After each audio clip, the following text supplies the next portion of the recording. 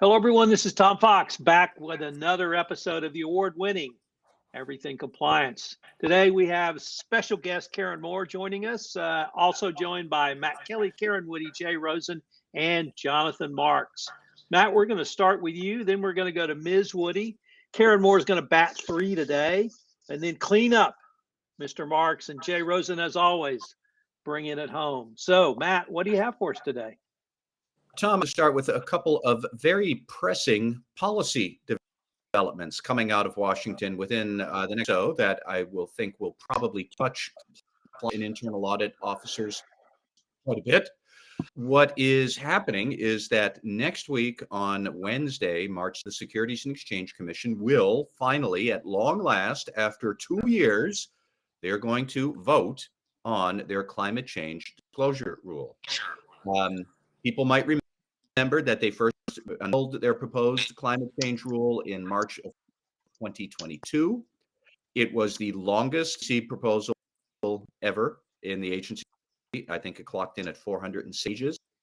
It's become the most commented upon proposed SEC history, which last time I checked was in counting. But the interest here is that the final rule might actually look like.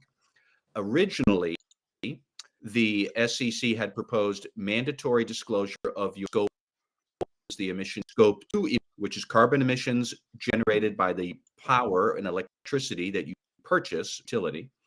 And then the real meddlesome part had been the scope 3 emissions, carbon emissions generated by your supply chain, upstream, and then your customers.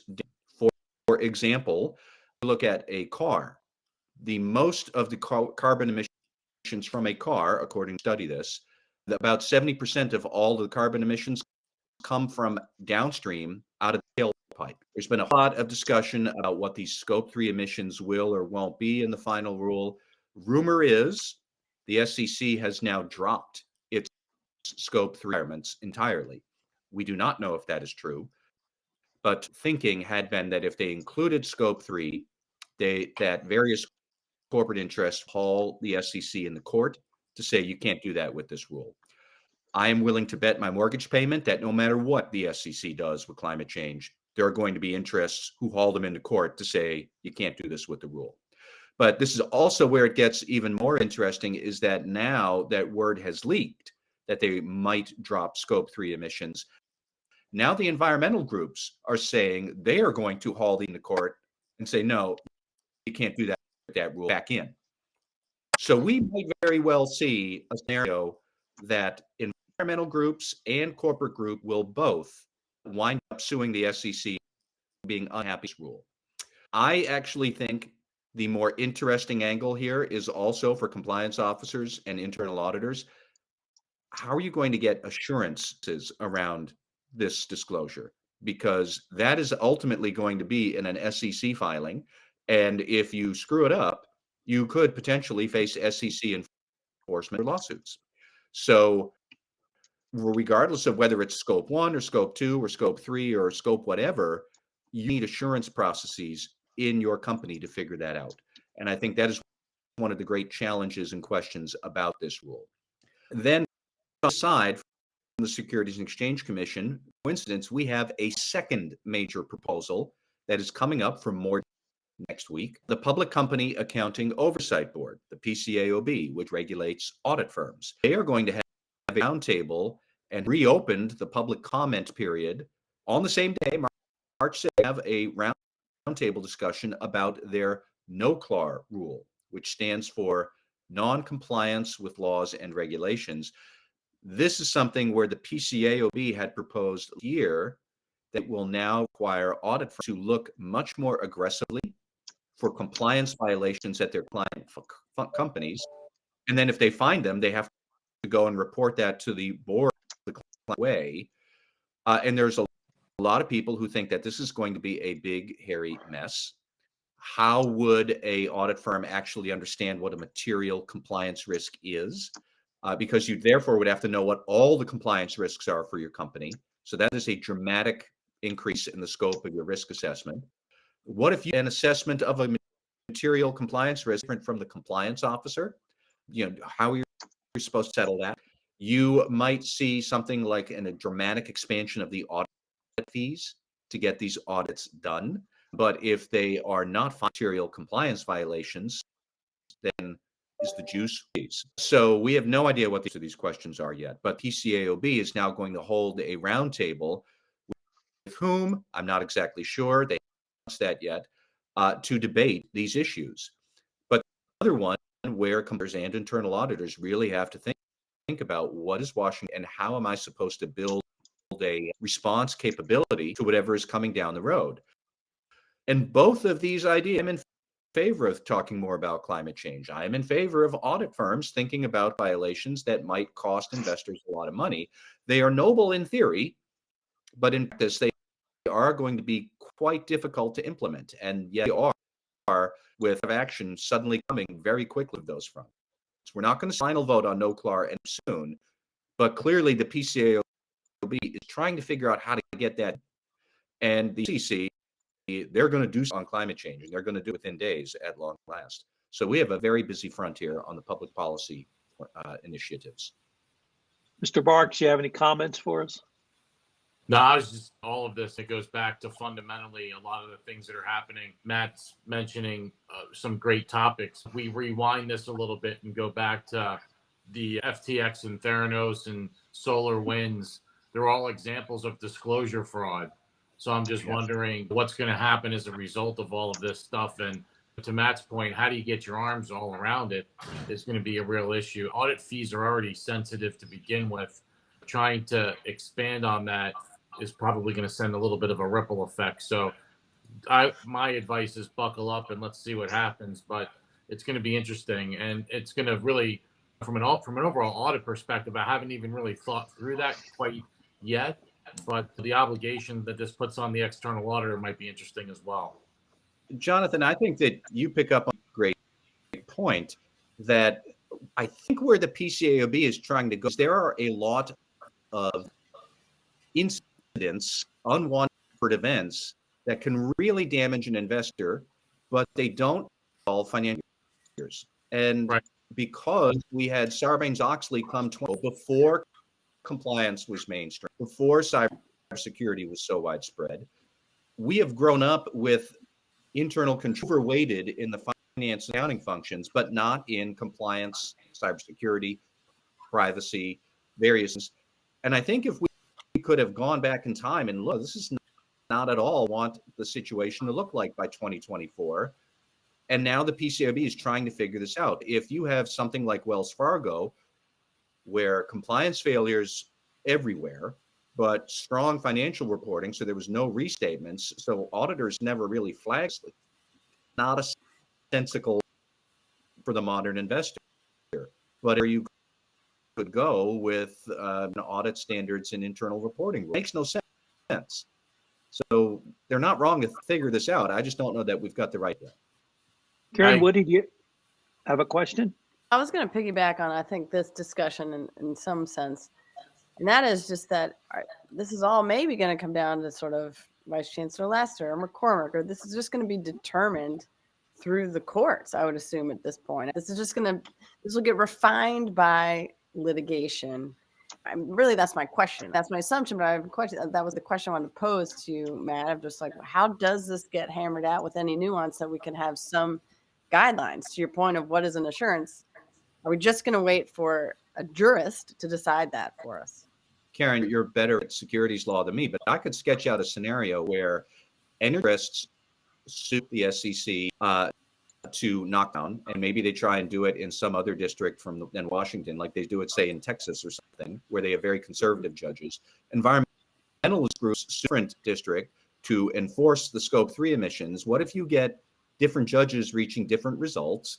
Throughout all of this, we still have the fact that California is going to impose carbon emission disclosure on large companies in months. Europe is also going to do it within 18 months. For some large companies, I think the per question to all of this is, who cares what he does? I've got other obligations already. I can't not do this anymore. It's this really big bureaucrat. Mr. Marks, I'm sorry I cut you off. You want to follow up?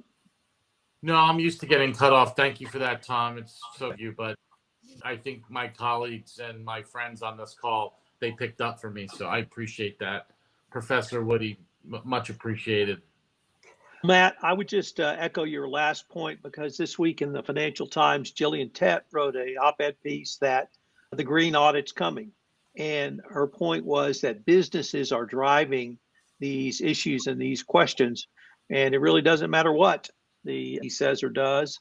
Europe is going to move, California is going to move, but more importantly, the business community is moving because they see it in their interest to know that the answers to those questions. Karen Woody, I asked you to talk about SPACs, not knowing you were going to deliver to us a 17-page article on SPACs this week. I don't know if my timing was propitious or you're just an incredible content machine. That's an older one, but it just is slowly getting churned out, all this kind of thing. Yeah, but let's talk SPACs, Tom. So SPACs, for those of our listeners who maybe aren't aware of what SPACs are, or why we would talk about them, SPACs are special purpose acquisition companies that are essentially a way to go public without doing the IPO process. And so the quick high level overview of them is there is what is essentially a blank check or almost a shell company that does go public, that does IPO, and it is nothing. It is an empty company. It's just it's a holding marker that can be traded. People invest in it. It's an actual IPO.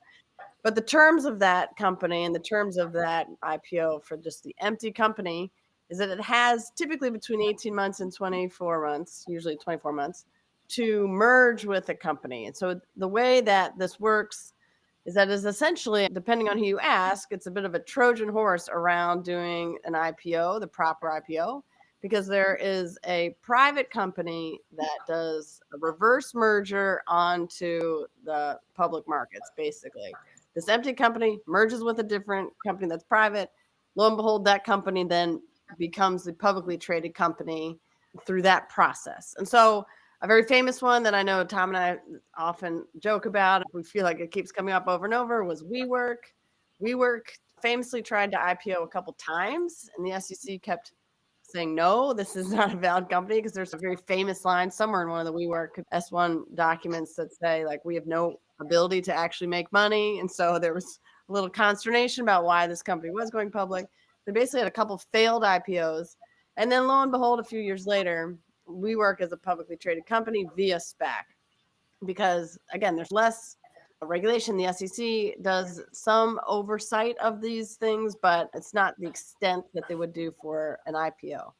So as you can imagine, especially with something like that WeWork example, there's a lot of concern about potential sort of end around the regulations and around the purpose of these regulations, certainly for investor protection reasons. What is being traded on the markets that's been properly vetted or we've been kicking the tires of what it is that we're allowing to go be traded on our markets. So like I said, there's always there's some problematic issues around SPACs, just ab initio, just through the structure of them. There was a huge pop in SPACs, what's called the SPAC craze, right about the beginning of COVID, 2020, 2021. And everyone you knew, not everyone I knew, but all the celebrities and things where people were making SPACs, meaning they were going to be the person that had this empty company. And by virtue of their celebrity or whatever it was, there's a famous Trump SPAC, of course, and Bill Ackman had one. There were other people who were famous that were like, just by virtue of me holding this empty company, there's this promise that I'm going to merge and almost Shark Tank, a great company to pull public, and then everyone wins. This is the idea behind it. Unsurprisingly, there were a number of lawsuits about very fraudulent companies or companies that the people ended up losing a lot of money in that had gone public via SPAC.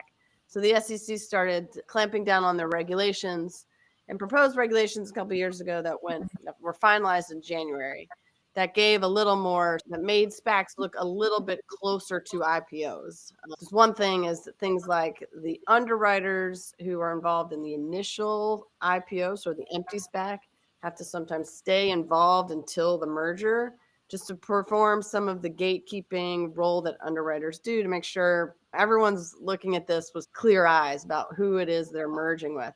Because there's major pressure to get this merger done in those 2 years, in that time period. The clock is ticking, and everyone loses their money because everyone walks away if the merger doesn't happen within the time frame.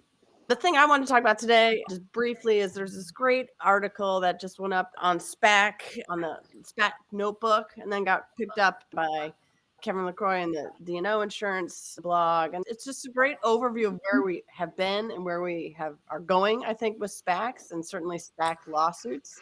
It was true that the heyday of SPACs is really 2021. We had almost 200, what's called de-SPAC. And the de-SPAC is basically that merger when the new company takes over. So you had over 200 companies that went public that way. That has been cut almost in half now, I think, because of these tightening up in regulations, and because it turns out a lot of those companies that in that craze ended up being fairly shady. This is Trevor Milton and Nikola. There's a lot of, for whatever reason, electric vehicle companies went public that way and had a number of issues. And so as a result, there's a number of securities class actions, plaintiffs' lawsuits after the fact. And so this was a great snapshot of how much litigation has been done around SPACs after by people who had invested and are pretty angry about them and how much money they lost.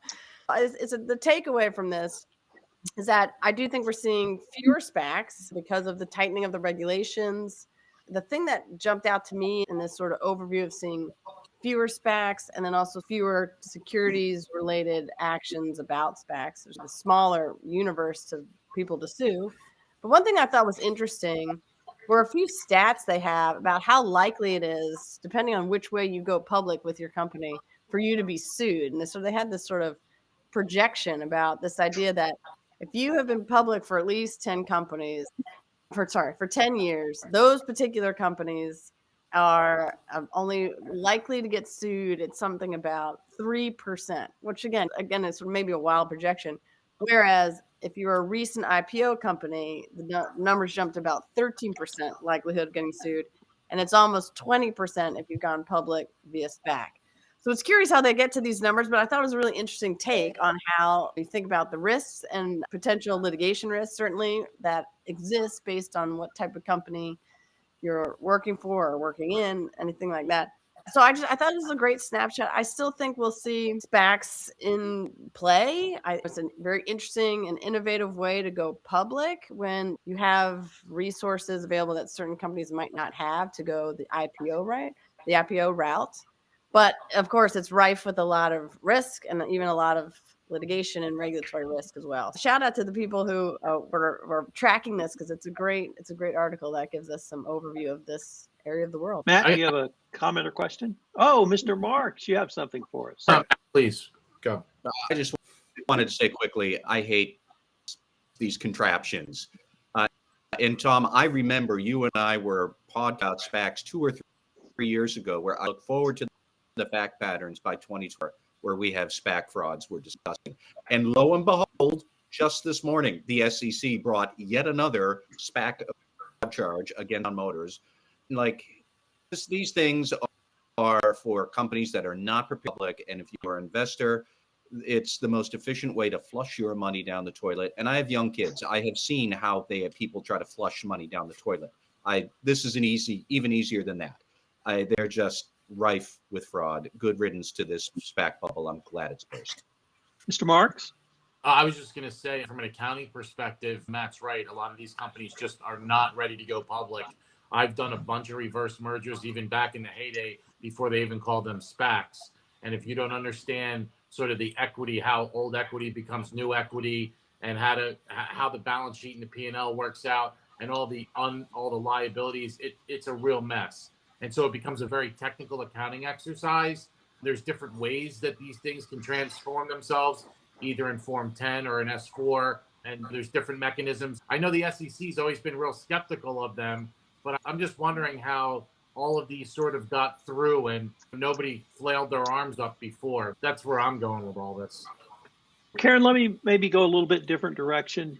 Do you see a place for SPACs, realizing that the day you go public, you have all of the public company obligations under Sarbanes-Oxley and all other rules?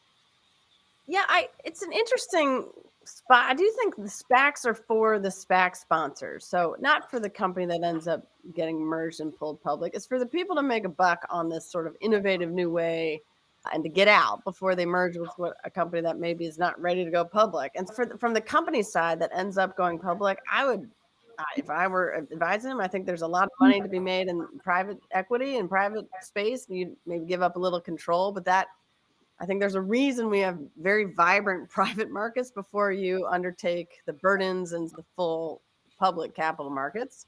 So yeah, I don't totally know why people are still agreeing to do SPACs if you're the merger, if you're the acquired company, because yeah, it's a lot of risk and then a lot of the burden that comes with being publicly traded.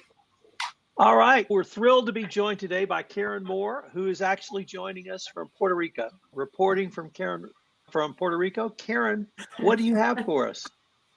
It's quite appropriate because I'm looking out at the ocean and I feel like we've got a rising tide a bit in the whistleblowing area. We're seeing changes, introductions of new legislation, amendments to existing legislation all across the board. And we had the False Claims Act of 2023 introducing some new requirements, Intelligence Authorization Act a couple of years ago, also looking across the board, AML Whistleblower Improvement Act in 2022 at the end of that year. Outside of the US, we have the EU Directive, of course, where finally we've got at least 20 of the 27 member states having transposed that law into national legislation, so in 20 different versions of the directive, plus 7 more in the works. There's a Public Interest Disclosure Reform Act in Australia addressing whistleblowers. Dubai Financial Service Authority putting in whistleblower requirements in the DIFC. Even the FCA in the UK is starting to look at non-financial institutions and how whistleblower standards might be implemented there. With that kind of huge amount of changes, there's more. And I just wanted to focus in on a few. One relatively recent Supreme Court decision, one recent piece of legislation addressing an older Supreme Court legislation, and then something happening in the Southern District of New York as well. So starting with the relatively new Supreme Court decision, there was a unanimous, which is nice for this court decision, in a case brought against UBS by a now former research strategist. And under SEC rules, and Karen, I'm going to defer to you to correct me, but this research strategist falls under the rules to the extent that he needs to certify that his reports have been independently produced. And he informed his supervisor that he felt that 2 of the heads of the UBS trading desk actually attempted to skew his independent judgment, and he was subsequently terminated and sued on the grounds of retaliatory termination on the part of UBS, which should be protected under Sarbanes-Oxley rules. The Second Circuit was all over the place there. First, the trial court agreed. The Second Circuit held that you need to prove retaliatory intent. And then this quickly, at the Supreme Court level, became a question of where is the shift in burden of proof. So a subtle but really important decision for compliance officers in looking how to craft their speak up and whistleblowing program. So the Supreme Court held that in Sarbanes-Oxley actions for retaliatory termination, the plaintiff only needs to demonstrate that the protected activity is a contributing factor in the unfavorable personnel action. And Sotomayor, who wrote the opinion, then goes on to say that the company then has to take the burden of proof to demonstrate that by a clear and convincing evidence that it would have terminated the individual notwithstanding the protected activities. I think a really important, first of all, easier to demonstrate retaliatory action under Sarbanes-Oxley, and a real warning message to companies, which is not a new message by any stretch of the imagination, that you have got to keep your HR records really up to date and detailed. You've got to be able to prove I terminated this person because they were a poor performer over time, that there were conversations, that there were assessments, and that notwithstanding this protected activity and subsequent termination, the termination really had absolutely nothing to do with the protected activity. And so I think that's Murray versus UBS, I think is an important but subtle distinction there in shifting burdens of proof for both employees and corporations. Another Supreme Court act, though, that took a kind of a tough position in the ruling in Digital Realty Trust versus Summers In that 2018 decision, the Supreme Court determined that no protection under Sarbanes-Oxley if the misconduct was reported internally rather than to the SEC, which of course is extremely problematic because if you're incentivizing whistleblowers to speak up at all, you really do want them to report internally so that a company has at least an opportunity. The whistleblower can still then go to the SEC. And this really encouraged bypassing internal reporting. And so kudos to both Senators Grassley and Warren in a bipartisan effort to reform Sarbanes-Oxley and this Whistleblower Reform Act at the end of last year, which says, hey, look, you can't do that. So some amendments have made it easier to report internally and still claim protection and incentives under Sarbanes-Oxley. Equally important, though, this Reform Act addresses what's, again, been around for a while, but I think is now just getting a little bit more attention, which is the sort of retaliation that you can't stop people or penalize them or financially disincentivize them from going to the SEC by putting in forced arbitration, pre-dispute arbitration agreements in place saying, hey, look, if you're going to go report something, you have to go through a very costly arbitration process, and therefore you're not going to want to report it. That's on the tail of the JP Morgan interesting SEC enforcement and not a whistleblowing issue, but dealing with hamstringing customers from reporting misconduct. So we've got the Whistleblower Reform Act really addresses the big questions presented by the Digital Realty Trust decision, making sure that there is at least some opportunity for corporations in their internal Speak Up program to continue to encourage people to speak up internally and not go right to the SEC. And then the third one I wanted to mention is the Southern District of New York, effective just a couple of weeks ago, has put in a pilot voluntary self-disclosure program for individuals, where if you are an individual who is aware of some financial crime or political corruption and feel personally exposed, you can voluntarily self-disclose that and result with some non-prosecution agreement. There are some strings obviously attached to that. You have to fully cooperate, not surprising. It's not available to the CEO or CFO of a corporation. And the one that I really love is you have to have no prior felony conviction or conviction for any other violent crime or fraud in your background. So you have to be a very clean person in order to self-disclose and avail yourself of protection. I think this is an interesting opportunity because it's an incentive beyond the award, right? There are a lot of awards available from the SEC, CFTC, FinCEN for reporting this kind of misconduct and get a bounty. Here, here's the personal protection. That's a pretty big incentive if you feel personally exposed that you are at risk. And the challenges for companies now, I think, under this program are really interesting. You certainly can't indemnify your employees for being indicted. Please don't voluntarily self-disclose, even though you may be indicted. It also, I think, complicates some of the company's decisions on voluntary self-disclosure on a corporate level under the corporate enforcement policy. You probably want to try and get ahead of that before the individual. So now it's a known incident to the SEC. So now the individual is not going to qualify because you risk loss of control. I think the key there is you've got to get your potentially implicated employees as soon as you as a corporation are aware of a potential problem and really make them feel backed up, protected. I'm not sure. I think that's going to be an interesting set of challenges. So all of this, everything that's brewing, everything that we're seeing just re-informs corporate compliance programs. First of all, words matter, in my opinion. The semantics of calling people whistleblowers internally, I think is problematic because it puts them in this kind of whistleblower regulatory mindset or has that risk. But even more importantly, what are you doing to encourage people to report? How secure do they feel? How protected do they feel? And yet again, what is your anti-retaliation program looking so that you don't even put people in a position where they feel that they need to go either under Dodd-Frank or Sarbanes-Oxley and start taking action against the company? So whole raft, a whole ocean worth. Karen, with this, Mr. Marks has raised his hand. I have to acknowledge that. All right. Look, I get the whole whistleblowing thing. I truly do. But if you're going to blow the whistle, especially in a pretty meaty matter, we live in a world where nobody can keep a secret anymore and nothing is sacred. It's an interesting play for both the individual who's reporting the ethical violation and the company. And I just wonder if there's a better way. I truly do. I think about this a lot because I know many whistleblowers. I've worked on many whistleblower matters.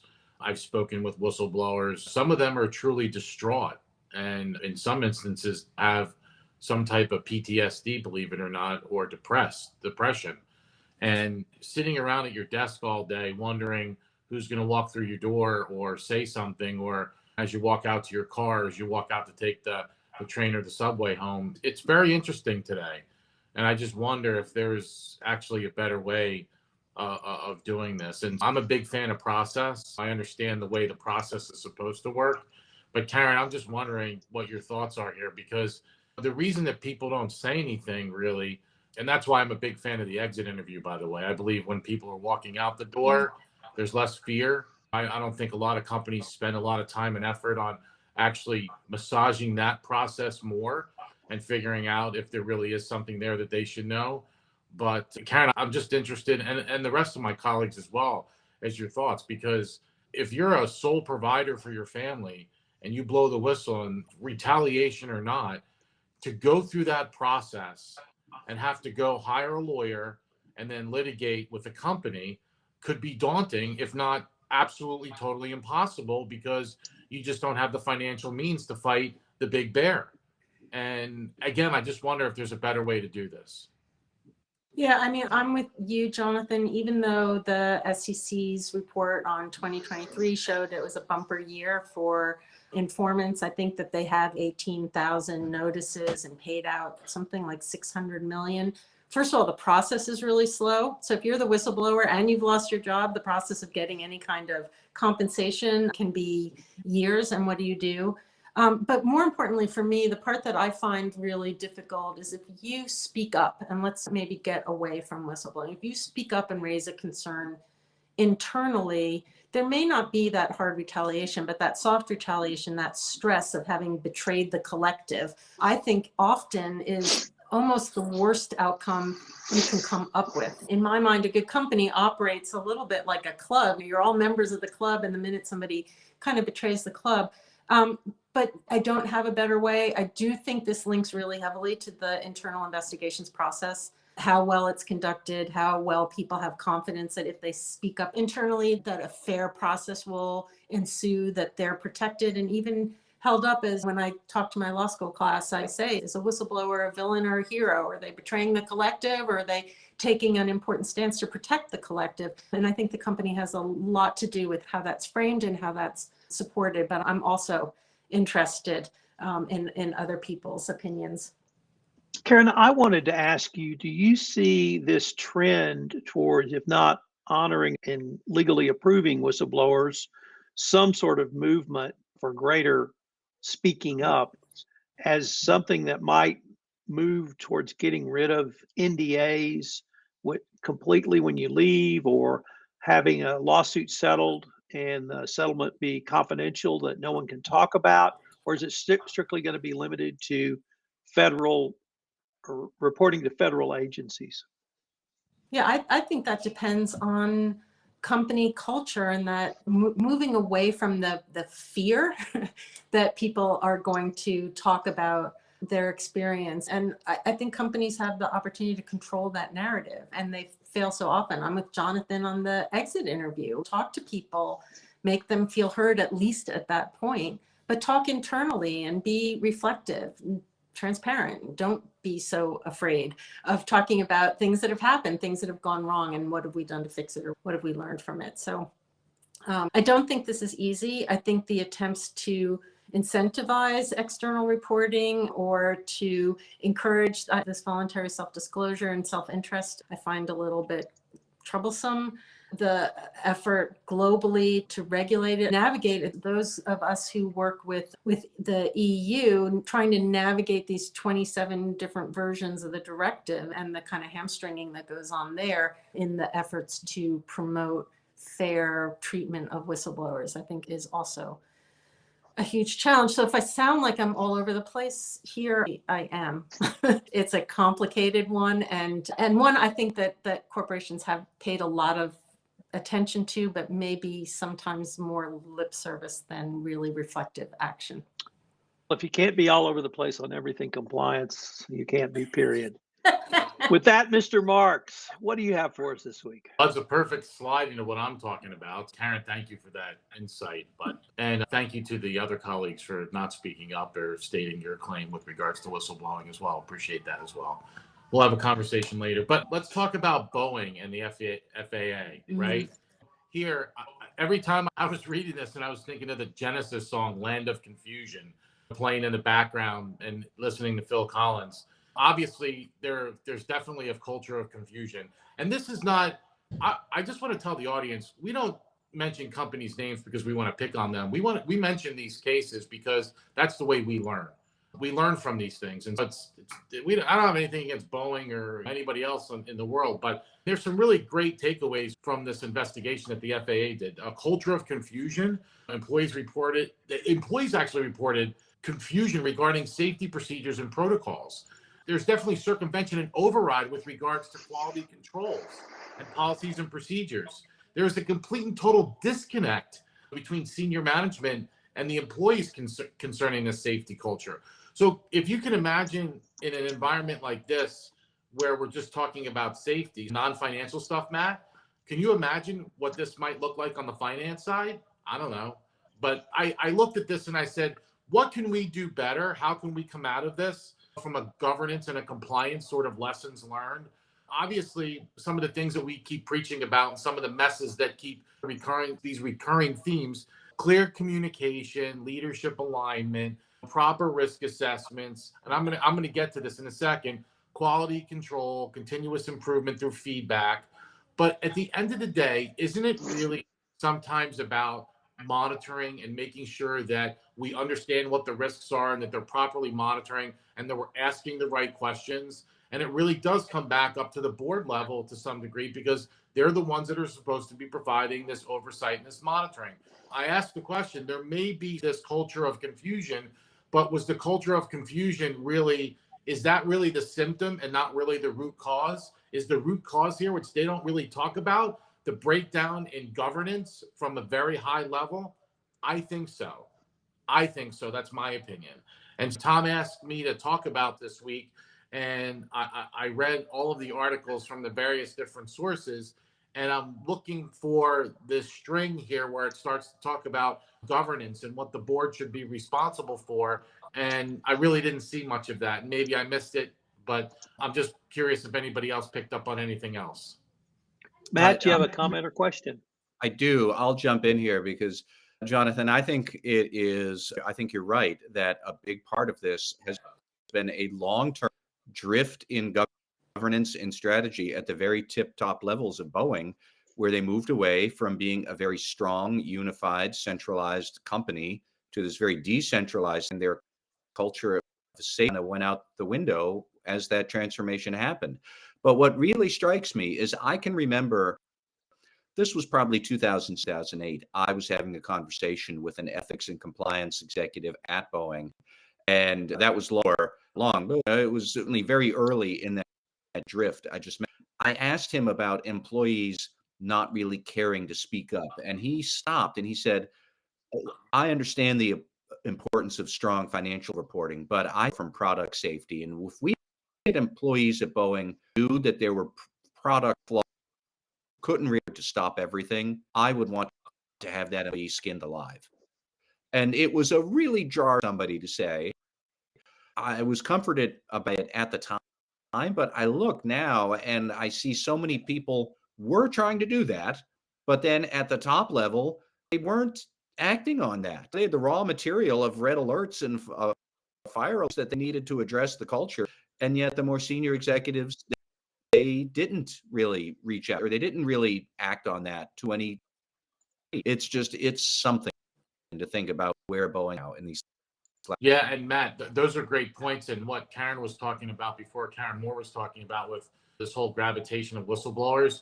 I can tell you from an overall practice perspective and being in the weeds here and dealing with a lot of this, that a lot of times the worker bees, the folks that are really doing this stuff every day, that have their fingers and their pulse on everything, a lot of times they do levitate that up to management, and it dies there. It doesn't go any further. And that's why I think there has to be a better way. Even though there are these anonymous mechanisms, a lot of times these cues are given to these middle level managers, and they either don't know what to do with them, or they kill them themselves because they don't want this to reverberate up to the top level for some other probably reasons that we've all articulated.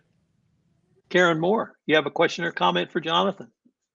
I do, so many, because Boeing has now replaced Wells Fargo for me as the gift that keeps on giving in terms of lessons learned. But starting at that board level that Jonathan mentioned, I think some of the best reading is the Chancery Court's decision in denying the motion to dismiss an action against the board members. Really the lengthy chastising of the board for ignoring mission critical for an aircraft company, which has got to be safety, and not establishing communication channels that at least lets the board understand where the concerns are. The thing that stuck with me the most was a quote from an engineer saying, "For the first time, I would be afraid to put my family on a Boeing plane." When I talk about really good companies being like clubs where you're part of that collective, to be really loyal to your product in manufacturing is such a huge part of working in a manufacturing company from top to bottom. And to say that you doubt the safety of your product, I think is frightening. In fact, I think a senior manager, former senior engineer, was just recently interviewed. I saw something in a newsfeed, and he recently walked off a plane because he purposely did not book a 737 MAX flight, and there was a flight substitution. He got on the plane, realized where he was, and demanded to be let off the plane, which is frightening. So that's that kind of top thing. But also, Jonathan, what you mentioned, which is what's going on the factory floor, where people don't feel empowered to raise a safety concern. That's just the most outrageous. There should be an immediate respect for somebody who highlights. I was talking to somebody recently who's in a manufacturing environment. He was explaining their yellow alert process, where anyone on the factory floor can raise a yellow alert, which immediately puts a pause and circles the wagon of all the important people needing to make decisions, to take a look at what the concern was, dismiss it as something that isn't actually a concern, or address it. But the person who raises the concern effectively gets, if not a gold star, a pat on the back for raising the concerns, whether or not it resulted in an actual required corrective action. So I think that kind of factory floor cult is critical as what's going on at the board level. And if we want to stop this whistleblowing, it just occurs to me, Jonathan, in terms of finding another pathway, it's that you get people to be listened to before there's something to blow the whistle on. That's really, you create that kind of culture where people feel comfortable speaking up about concerns before they're really concerns. No, great points. Mr. Rosen, we had a rare FCPA trial involving Javier Aguilar, a former trader for Vitol Trading. Could you tell us about that and any lessons you may have drawn from it?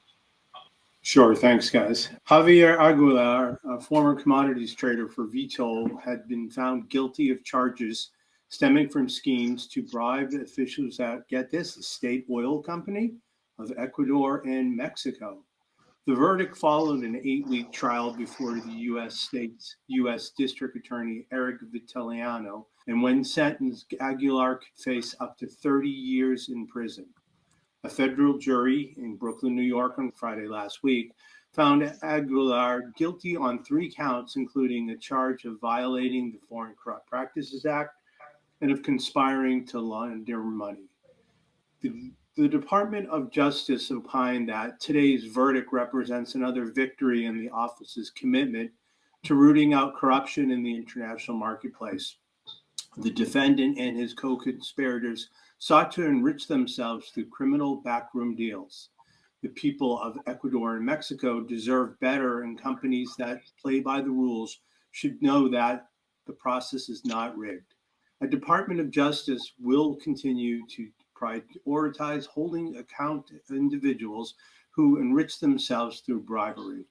The prosecutors allege that Aguilar, a Mexican citizen who worked as a trader for Vitol in Houston from 2015 to 2020, paid bribes to officials in Ecuador via intermediaries.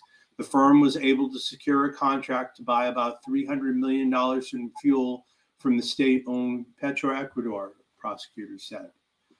The bribe stream continued on, and the officials who were originally bought off were replaced with, get this, new staff prosecutors. And Aguilar concealed the stream by entering into fake consulting agreements with the bribed intermediaries, prosecutors said. Shell companies in Curacao, Panama, and the Cayman Islands were used to scheme, prosecutors alleged. Aguilar, who was also convicted of laundering money, connected with the bribery scheme involving officials in the subsidiary of Petroleras Mexicano, Pemex, Mexico's state-owned oil company. The bribes helped Vitol win contracts to supply hundreds of millions of dollars worth of ethane gas to Pemex, and prosecutors said. The evidence at trial included testimony from 10 witnesses, including 3 of the former Mexican and Ecuadorian officials who received bribes from the defendant, as well as consultants who facilitated the bribes and an intermediary who launched the bribes for the defendant, who laundered the bribes for the defendant. Bribe payments were on its ledgers, emails, including from the defendant's alias email accounts, recorded calls and meetings, travel records, and banks records showing how the defendant and co-conspirators moved money through the official channels of offshore companies. In one of the recorded phone calls played at the trial, the defendant told the co-conspirator that his money launderer in Curacao has to make up some of the fake contracts. Aguilar has been charged separately in federal court in Texas over Pemex bribery. Those charges were originally brought in New York, but prosecutors conceded that New York wasn't an appropriate venue. Aguilar faces up to 30 years in prison, prosecutors said, though they haven't indicated the length of the sentence that they might recommend. Vitol in 2020 agreed to pay $163 million to settle bribery, criminal, and civil actions stemming from bids for oil in Brazil, Mexico, and Ecuador. So this is just like an old school case. It's nice to hear about bribing of third parties. And at first, if you bribe, it doesn't work, bribe again. So Tom, did you have any dealing with this company? Were you in the heyday of FCPA Central in Houston? No, but I've been in a parking lot where shady activities went on. So that's as far as I can go. So Jay, why on earth would this guy go to trial? He's looking at 30 years now, probably 15 actually. And I'm sure the DOJ came in at an offer below that. Any thoughts one way or the other? No, I think it's an interesting question that you bring up. But years, you're right. It's a long time to go. You would think you'd probably drop a dime on somebody and get that reduced by half. I'm not sure why that hasn't happened just yet. It continues with our whistleblower theme. Move to New York. Okay, now off on to our fan favorites, shout outs and rants. We'll keep the same order, that being Mr. Kelly, Ms. Woody, Karen Moore batting third, Jonathan Marks, cleanup, Jay Rosen, and I'll follow up. Matt, you got a shout out or rant for us today? I do have a shout out, Tom. As much as I would like to rant about a bunch of things, it occurred to me that in our last podcast 2 weeks ago, I was about the sudden news of the death of Alexei Navalny, the Russian dissident who died under mysterious circumstances in a Moscow prison or in a Russian prison. We all know that really Vladimir Putin had him killed. As we are recording this, earlier today was the funeral for Alexei Navalny. And so I'm going to shout out to the many thousands of Russians who turned out to pay honor and a debt of gratitude to Mr. Navalny. You can see the video of it all over the internet. It's all over Twitter, where I've been looking at it. And it takes a lot of guts to be able to defy Vlad, who expressly and clearly did not want any big show for Navalny. They did it anyways. And I think there's a certain irony. before Navalny killed, all of the people who supported him were probably quietly sitting there alone thinking, I agree with him and I don't like, but I'm just alone. They're all together now, and now they know they are not alone, and now they know Putin is not popular, and we can all see it, and they've all seen it. Delighted to see that this awful thing Putin did has now blown up in his face. A big shout out to all of the Russians who had the bravery to go and honor Alexei Navalny today. Karen Woody. That's hard to follow. I agree entirely with Matt on that one. That's great. I also have a shout out. I'm always usually more pro shout out. This one is actually not related to any entertainment, except actually in some ways it is entertainment, but it's not a TV show this time. My shout out is to the wonderful Caitlin Clark, who is going to make incredible waves in professional basketball career next year.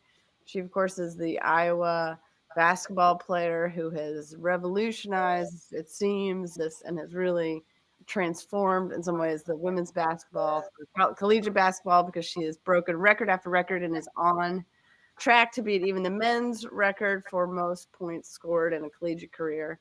And I know firsthand when Iowa came to play Indiana a couple weeks ago, it was the longest line anyone had ever seen for men or women's basketball game to go just watch this star. So shout out to her and for, again, just lifting and giving more exposure to women's sports. Karen Moore. All right. I don't know if this is a rant or a shout out actually, but looking at the imminent death knell for the CSDDD or the Corporate Sustainability Due Diligence Directive in the EU, which already was under attack by some fancy footwork by Germany and Italy. But in a surprise move 2 days ago, France came in and really raised a ruckus that put one nail in the coffin in the European Council vote. It's not very auspiciously scheduled for a final approval by the European Parliament on the Ides of March 15th coming up, but I don't suspect we're going to see that pass. We've already got France, Germany, and Italy, and it is a kind of population-based weighted vote. So goodbye to the CSDDD. That's a rave because I think it's a really onerous provision, but also a rant because I do think that there needs to be something there on the sustainability side, and we'll wait to see what replaces it. Mr. Marks, in honor of the baseball season nearly upon us, batting cleanup, what do you have for us? I'm happy to say I went to the Phillies home opener at Daycare Park in spring training, and they did beat the Yankees. I don't know what to say there. There wasn't a lot of people that we all knew in the lineup. Baseball season is among us. As you well know, I usually rant about things, but this week I'm not going to. I happen to be reading, I don't know what I was reading, but I happen to be reading some news that flashed on my iPhone one morning while I was in one of my insomniatic modes. And there were these two garbage men, you're going to laugh, in the UK, that there was a house fire. And these two guys, one guy jumped through the window 3 times, to save the mother, the father, the kid, or the dog, or whatever.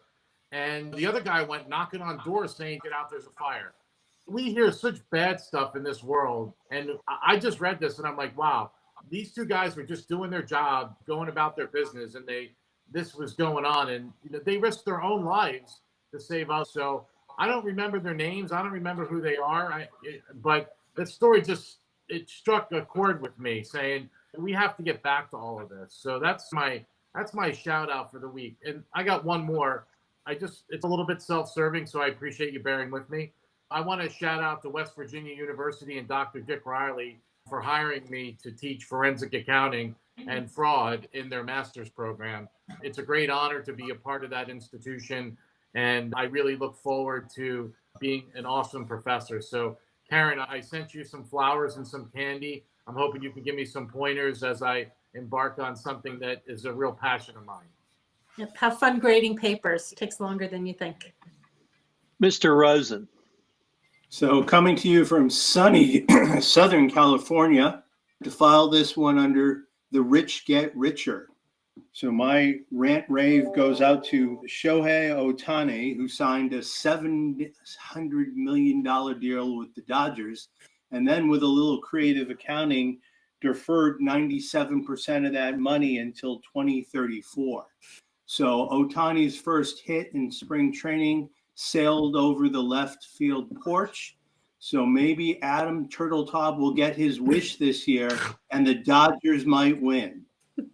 I hate to break up this love fest of shout outs, but I'm going to rant about the U.S. Supreme Court. It took them 14 days to grant cert and Trump's appeal of the denial of his immunity. That means there were 4 votes to overturn that decision. Whether that's the corrupt 2 of Thomas and Sam Alito or the triplet of Trump appointees who Trump has said owes them, of course, Kavanaugh and Barrett, we don't know. But there's absolutely no reason under U.S. law, under U.S. common law, under UK law that the U.S. Constitution sits on, or UK common law going back to the Magna Carta to say that a president is above the law. This was a horrendous decision as it could have been, but it's even worse because they are clearly giving Trump rope so that this will never go to trial. If it goes to trial, it's going to be after the 2024 election, so the American people won't know of the criminal activities of Donald Trump. This is just beyond belief. The corruption at the Supreme Court is beyond belief. They are going to literally do everything they can to help Donald Trump. It's not serving the American people. It's not serving the Constitution of the United States, and it's not serving the U.S. Supreme Court. So that's my rant. So I didn't blow a gasket. I thought I would, but I didn't. So that's good. All right, guys, this was great. I can't wait till we come up with when we're together again. And Karen Moore, special shout out. Thanks for joining us. Thank you so much. Thanks, Karen. This is Tom Fox again. Thank you so much for listening to this episode of the award-winning Everything Compliance. If you've enjoyed this episode, I hope you'll subscribe, rate, and review wherever great podcasts are listened to. Everything Compliance is a production of the Compliance Podcast Network.